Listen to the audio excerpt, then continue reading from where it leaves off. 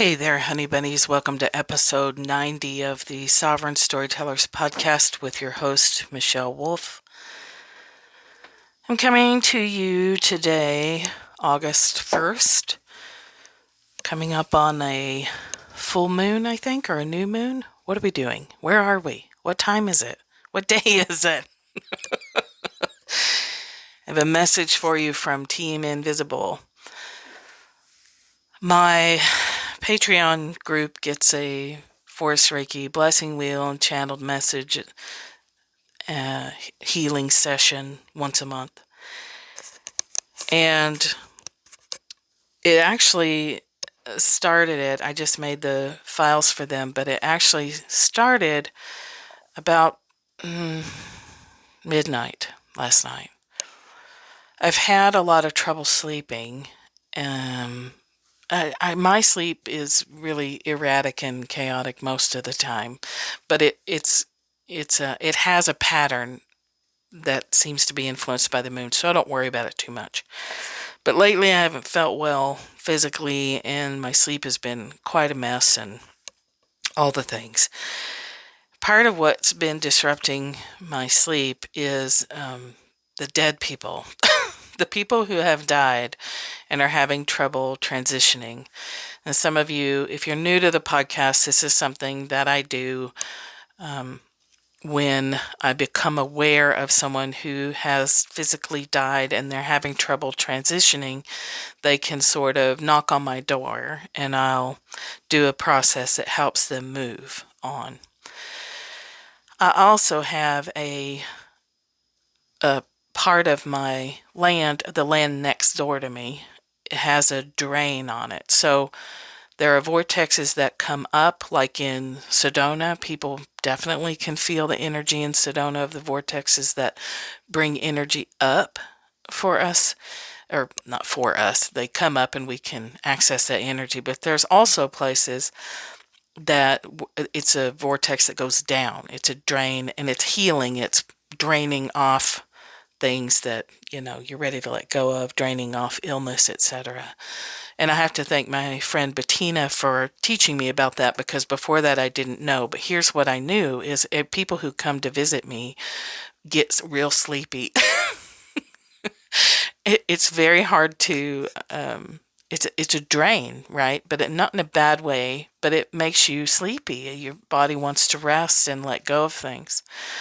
So it's remarkable enough that when people visit, if they're sensitive at all, they feel that, it's a relaxing and falling asleep thing. So what I've become aware of is that area of the property, which is only a few hundred feet from the house.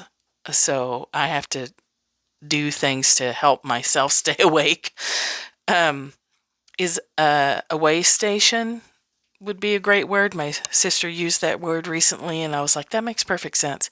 It's like a place where they gather, the people who've died and are having trouble transitioning, and I'll notice that there's a thickening of the energy over there, and it gets my attention, and I'll sit down and do the things that help them transition. So it's been a lot, like a ridiculous amount lately.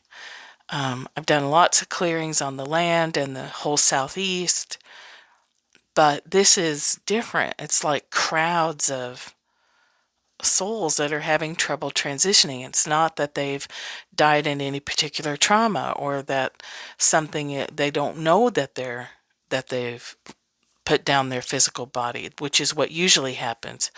But so I've been asking, so that's part of why I haven't been sleeping well, is I start to fall asleep and the knocking on the door comes, and they're not allowed in the house because I have some boundaries around that, because it's not my favorite thing about myself that I can do this. It's not my favorite. However, so I've been asking, why so much? What is going on here? You guys have kept me awake the last 2 or 3 nights. I'm sleeping for 2 or 3 hours and then waking up because there's another crowd that needs help moving. What's going on here? And what consistently I'm hearing is that we as a collective are tense. We are trying to grip that handful of sand. We can feel so much slipping away from us. It needs to slip away from us, but as a human, when you're in a human body, so much loss in such a short amount of time is terrifying. It's hard to process the grief. In the circles I'm in, those of us who are well practiced at this stuff are also struggling, even with all the skills that we have, all the knowledge, all the habits of clearing and things. It's taking everything to stay centered and grounded and be able to do the work. So for people who don't have that or are new to these practices, this is becoming exhausting. The message is that the families are having a very hard time letting go, an extraordinarily different kind of hard time letting go when somebody's died. It's just like too much. There's so much leaving that there's no pattern. These aren't like people who've died of COVID. Some are, but they're just regular death. And these souls know that they're dead. But it's sticky. The transition is sticky is the best word I can come up with because their families are gripping on so tightly. So typically somebody dies. Those of us still physical struggle with it. And if you knew, there's all kinds, right? We struggle when we lose our loved ones. We know we can still feel them, but that's not the same, right? We want a body to hug. We want the smell and the sound of their voice. We struggle when people die. We have a hard time letting go. If you have an open spleen in human design, you may have an extra hard time letting go. This is splenic center territory, this fear of the past, fear of the future, fear of what's going to happen to us, fear if we're going to live or die. What in the world? Do we have enough food? Do we have enough toilet paper? Somebody run to the store and get some more Charmin, like this stuff that trying to control the uncontrollable is spleen stuff. So what they're saying is because everything is so uncertain, that the letting go of someone who died is harder. And there's a gripping energy, right? We're all grasping and gripping. We want to hang on to stuff. We keep asking this question, when is this going to stop? When is this going to end? When is this going to be over? Well, honey bunnies, it's not. It's not going to be over. We don't get to go back. We're experiencing a collective death to the things that we've known and the ways that we've lived. And so when a physical death happens, it's all getting lumped in together, and we're making it harder on our sweeties to transition to where they need to go. And they understand that. And they are just asking for help, and they don't need much, actually. So it's not that it's not physically exhausting to me because I have practices that make sure I'm not using my own personal energy. And I've given them permission to wake me up. Like if it's a large group, they can wake me up. I can do this stuff in 20 minutes and go back to bed. Their message to you, the message coming from Team Invisible, is that the tension being locked into place in our physical bodies is damaging our hearts, our physical hearts, and our energetic hearts. It's making it hard for practical things like growing your business. For some of you, for some of us, things are going exceedingly well, like better than usual, because we were kind of made for this time and we have set the systems up to be available during this time. So those things are working smoothly. But we have to stop asking that question and sitting in that energy of waiting. I think I addressed this in a different way in an earlier podcast, but I think the title of that one is What Are You Waiting For? So this is the same What Are You Waiting For message in a different way. We have to stop waiting for this to end. COVID will go away, all viruses do. My daughter actually did some interesting research on plagues and how long they last. Viruses rise and fall, rise and fall. So we know that, yes, one day it will be gone. I don't think number 45 meant it that way, but yes, all viruses eventually go. And then they come back, and then they go and they come back. The scary part of this one is we don't know it. We've never seen it before. That's why it's called novel. So extra layer of scary. But plagues last a year to 4 years. I think she said the estimate for the Black Plague was 4 years. So it will go. However, we can't wait for the virus to decrease to live. We don't know when it's going to go. It's a novel coronavirus. Maybe it's a year, maybe it's 2 years, maybe it's 10 years. Who knows? We don't know. So what they're saying is we are adding layers of pain that are normal, and also we have to start looking at letting go. It's normal to freak out, clamp down, do things that make no sense, drift around, sleep a lot, even if you don't have ADHD, you may find yourself having those symptoms of you can't concentrate. I have number dyslexia, and transposing numbers has been a huge problem for the last few months. I've had to call 2 companies and correct the address when I'm sending something to my daughter because I keep flipping the numbers in the middle. That's, wandering around, start a task, can't, wander away. Those kinds of things are indicators of stress, grief, loss. Grief takes a big toll on the body. So we're grieving the awareness that what we thought was not so. Some of us, not all of us, but I'm speaking very generally. So I know that some of you are going to be like, but I always knew that. And that's okay. Somebody on here didn't. Some of us thought racism was better taken care of than it is. It's terrible. It's a mess. We know that.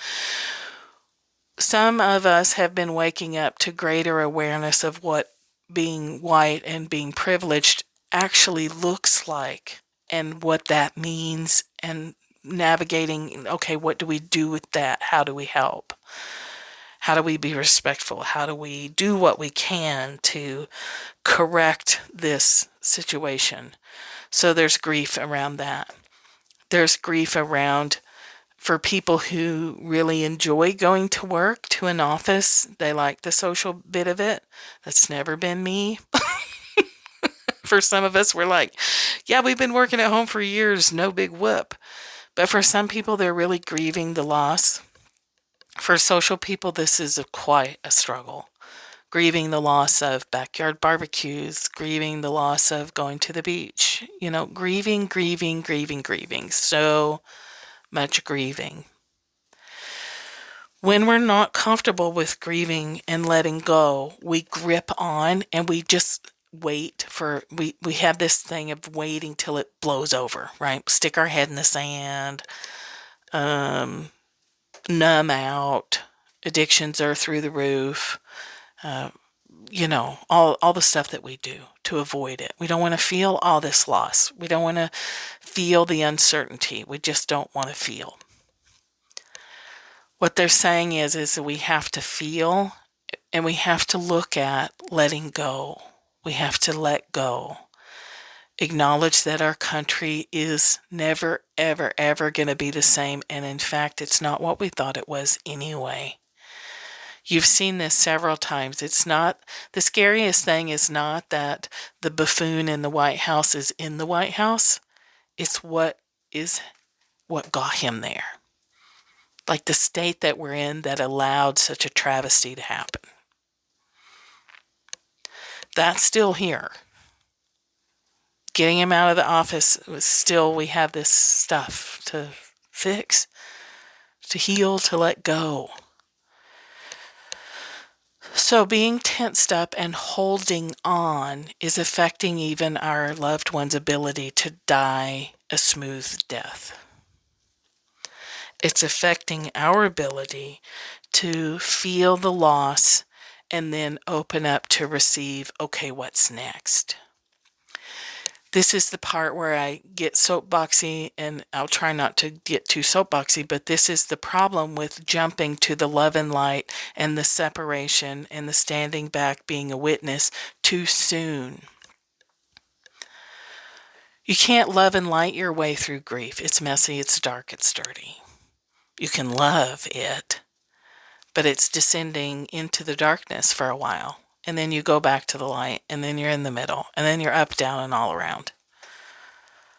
Okay, when we try to bypass that and say, go to neutral, go to love, focus on the light, too quickly, we're pushing the grief away, and it feels very appropriate. Well, like, why, who wouldn't do that, right? And we can get a little arrogant about it. Like, well, look at me, I'm over in the love and light. Look at me, I'm not being sucked in by all this pain.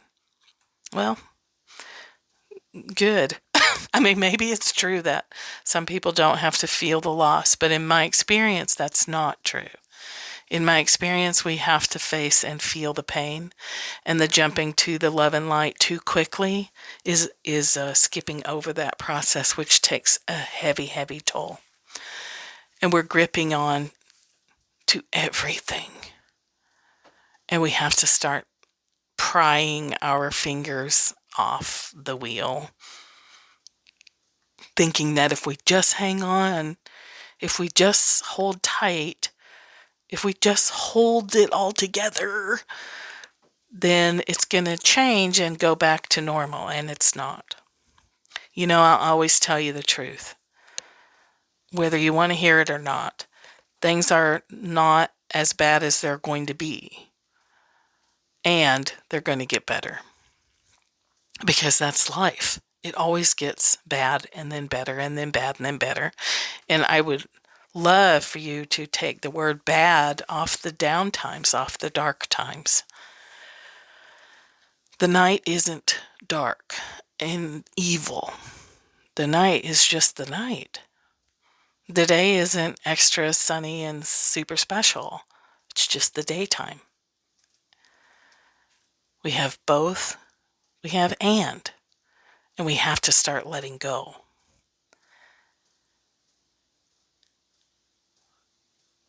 The message is, the antidote to this is joy. And my thoughts on this were instigated by my daughter, who's teaching for her first year, teaching 7th graders, and her huge crushing disappointment that she wasn't going to get to teach traditionally. She was so looking forward to that. You know, using that as a touchstone to get through college with 2 kids and a fiance and all the stuff. And then it was going to happen, and then it wasn't. The schools are teaching virtually, and she teaches in the largest county, 12,000 teachers. All the new ones are highly disappointed. The old ones are like, yippee! But so they are still going into the school building. They're teaching virtually, but they're in their classrooms. And that was partly to help them support the new teachers and to connect with each other and make sure, you know, do all the teachery things. And she said it was so nice to be around people who are happy. And when she said that, I don't know if this happens to you all, but sometimes somebody will say something or I'll read a line and it has such an energetic punch to it that it really sticks with me, and I know that I need to contemplate it. And then today I pulled from the Wild Kuan Yin deck, the card about joy. It's number 2. I forget the title. I left it in the other room. If you have that deck, it's worth looking at. But the antidote to, or the, let's not put it that way. How should we put it? The cure, the tool that we can use to let go is to go ahead and find joy now. Oh, you know what else?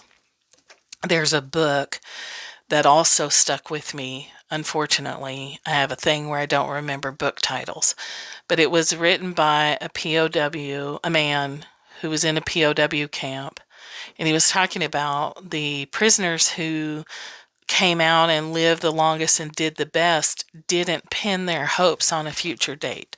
The ones that suffered, and some died, if I'm getting that right, because they would pin their hopes on a future date, like we'll be out by Christmas, and Christmas would come and go. Okay, well, all right, so we're not out, and so we'll be out by Easter, and then Easter would come and go. Oh, we'll be out by, it's like that tension of, okay, if I can just hang on till Christmas, but then Christmas comes and goes. Oh, if I can just hang on till April, or till Easter, and then Easter comes and goes. That is devastating, and that's what the message from Team Invisible and our loved ones who are trying to transition to their next phase are saying. We have to have the joy now. Yes, we're going to grieve. We're going to have days where we grieve, where we feel horror, and that is going to intensify. We're not done yet. It's going to actually get worse. We're not going to see what we might call improvement until next year, spring at the earliest. It's going to get pretty rough for the rest of the year. And our life raft is joy. We have got to be the healthiest. We have to make room for both. We've got to shove over at the table and make room for joy to come back to the table. We've got grief at the table. We've got fear at the table. We've got tension, rage. We've got all those at the table, but we kicked joy out of the house, right? We're like, get the fuck out of here, joy. It's time to be scared and freaked out, and we have some grieving to do and some shock to absorb and all that, and that's fine. That's all normal. It's appropriate, and now the message is we need to invite joy back into the house, back to the table. It's time to remember that we can be happy in the midst of tragedy. Now, my family on both sides are the people that laugh at funerals. We have gallows humor. We see both sides of my family really are in tune with the absurd and how ridiculous we are and how ridiculous life is.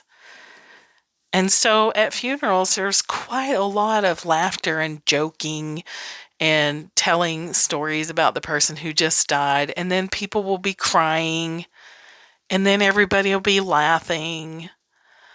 At my dad's side, there's always, drinking involved.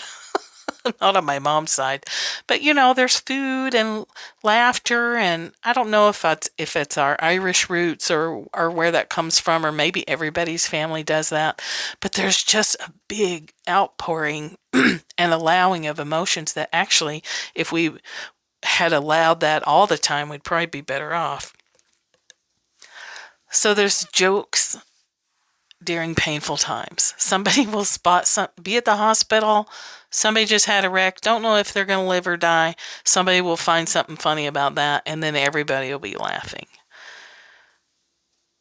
And then they'll be crying. So, that we've been crying. We've been hurt.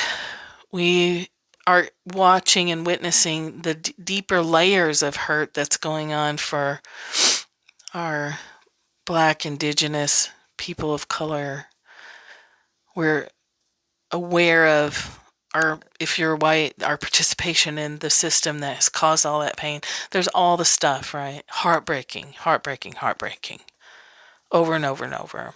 And uncertainty. Pairing heartbreak with fear, man, it's a tough burden. And it's not going to end. So, joy. We have to bring joy back to the table. Why don't we do that? Because we feel guilty. Everything is on fire and we're laughing. What kind of monster does that? What kind of freak are you if everything is in the shitter and you're having a chuckle? Right? We feel bad if we feel good. Also normal. Every bit of this is normal and nothing needs to be fixed. Okay, this isn't a message of you're broken, now go fix yourself. Bitch. It's not that. It's open the door for more. Open the door for more. Not close the door and open another door. Open the door for more. Have the pain and the joy. Have the sorrow and the hilarity. Have the sadness and the happiness. Open the door for more. Swing it open. Let yourself laugh. Let yourself see the absurdity. Let yourself love again. Let yourself love the mess. You don't have to feel guilty about that.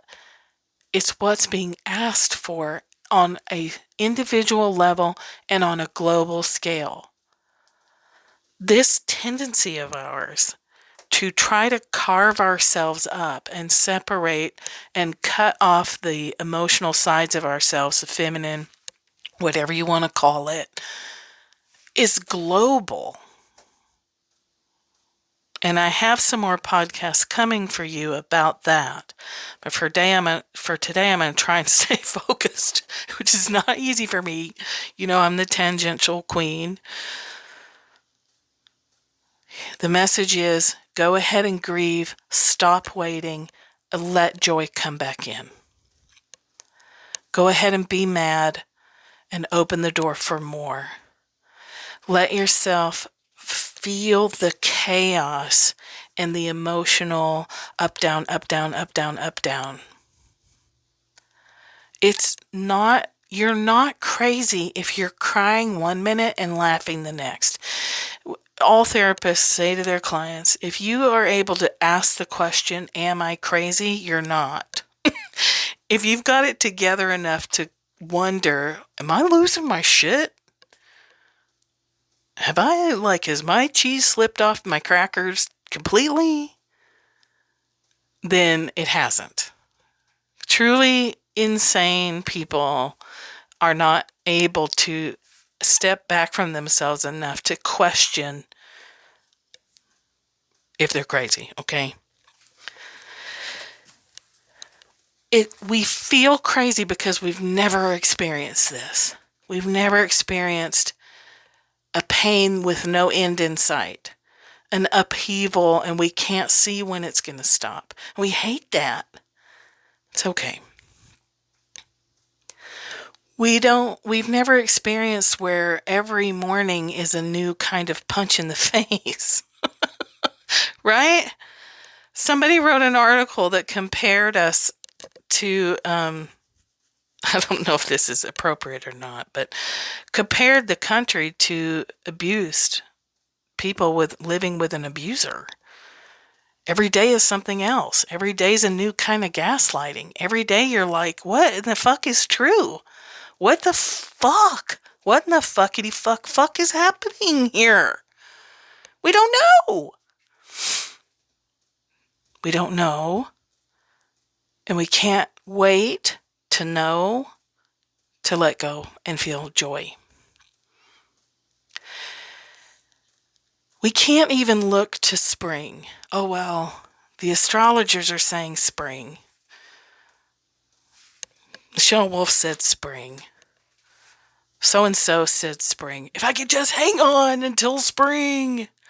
But spring is only going to be different. It's not going to be over because there is no over. There's only change, change, change. We are being asked to open to the flow of the things that we have held rigid against. We've held rigid against feeling, and feeling is feminine, and we are moving back toward feminine creation. We're moving toward a synthesis of both action and receiving, acting outwardly, spending time inwardly, and being comfortable with whatever state we're in without labels and judgments. That's what's available. It's only the judgment that something is wrong that keeps us stuck, okay? Joy will try to rise in you. It's your natural state of being, but we'll squash it down. How dare you feel joyful? Oh my God. What a shithead to feel happy right now when all this crap is going on. I'm not saying everybody's doing this, but I know enough people are doing this because the dead people are crowding up down by the drain, the way station drain. And they're like, hey, people need to let go. And my team Invisible is like, we have to let joy back in. And we don't have to feel guilty about that. It's required. It's as necessary as air to continue to not let yourself feel joyful. Keeps you stuck in the waiting and the holding until spring comes. And it doesn't go back to normal, air quote, normal, because that is gone. It's gone. It's gone. Acknowledge it, grieve it, let go, experience some joy.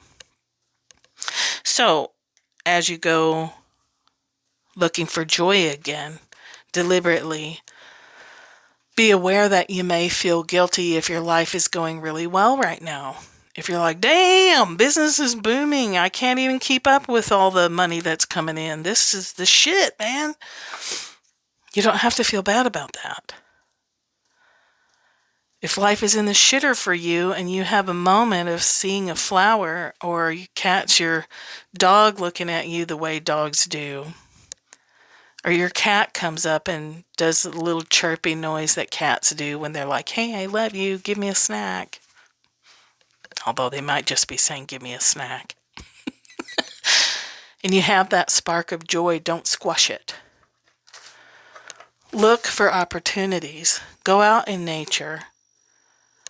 Please wear a mask if you're going to be around other people. Go out and look at the flowers. It's summer. There's a lot of flowers out there right now, and fall is going to be upon us next month. Go look for a flower. If you're on the southeast side, the blue monarchy looking, I don't know if they are monarchs, but the big blue monarch looking butterflies are coming in. I saw one the other day. They come this time of year when this particular flower is in bloom and it's blooming outside. Go look for funny videos. Go look in the eyes of your children. Say to yourself, okay, all right, I kicked joy out the door back in January, and now I need to go open the door again. Not close the door to grief and open the door to joy, but allow all the grief and the rage and the yada yada at the table. And also, hey, joy, come on back and join us. Let's have everybody at the table.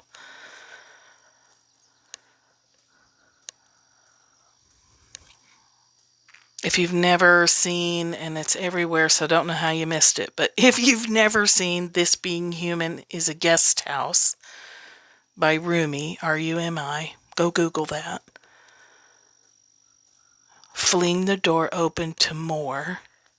Allow yourself to feel joy. Focus on living today.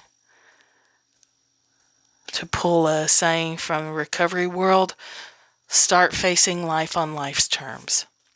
Stop fighting reality. Let go. The reality right in front of your face today is all you have to deal with.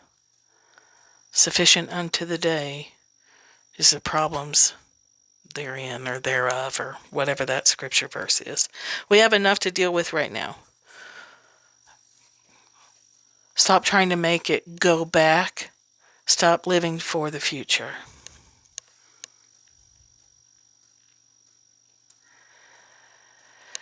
And when the guilt comes, just let yourself be human. It's just normal. It just is. It's just a thing that we do. And also, we need to laugh. We got to get out there and yuck it up a bit. We got to watch some funny things to have access to flow. We have to feel for those areas where we're tensed up in our bodies and relax and let reality, let life flow through.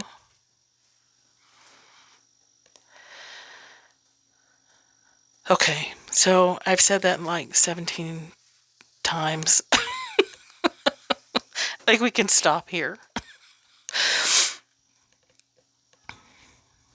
Can you hear the cat yelling in the background? Man, he's loud. Speaking of wanting snacks. Okay, that's all I've got for you today from the team. Go find some joy. It will help you get centered and grounded. Focus on feeling. Look at your life and see where you need to acknowledge that things need to be let go. Things need to be grieved. Know that you are held and supported and loved and encouraged at all times, whether you're aware of it or not. There is all kinds of beings or energies, or however you think of that, around you at all times, supporting you, holding you, loving you. All right, go find something to laugh about. I'll talk to you again soon, and in the meantime, think less, feel more.